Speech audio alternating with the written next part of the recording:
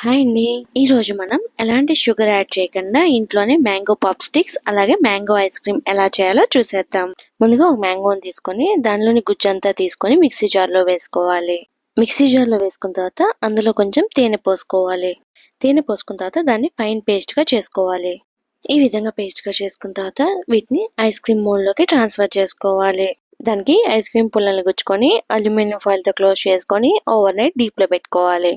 అలాగే mango ice cream కోసం ఒక మామిడికాయని చిక్కు లేకుండా గుజ్జు వాటికి మిక్సీ జార్లో వేసుకోవాలి. అందులో తీపికి తగ్గట్టు కండెన్స్డ్ మిల్క్ పోసుకోవాలి. దానిలో గ్రైండ్ చేసుకోవడానికి సరిపడా పాలు పోసుకొని గ్రైండ్ చేసుకోవాలి. కట్ చేసుకున్న తర్వాత మోల్డ్స్లో వేసుకొని అందులో కట్ చేసుకున్న జీడిపప్పు బాదం పప్పు కూడా వేసుకొని అల్యూమినియం ఫాయిల్తో క్లోజ్ చేసుకోవాలి. అల్యూమినియం ఫాయిల్తో క్లోజ్ చేసుకున్న తర్వాత ఓవర్ నైట్ డీప్లో పెట్టుకోవాలి. అంతే అండి, ఎంతో సింపుల్గా అయిపోయి mango pop sticks and mango ice cream ready.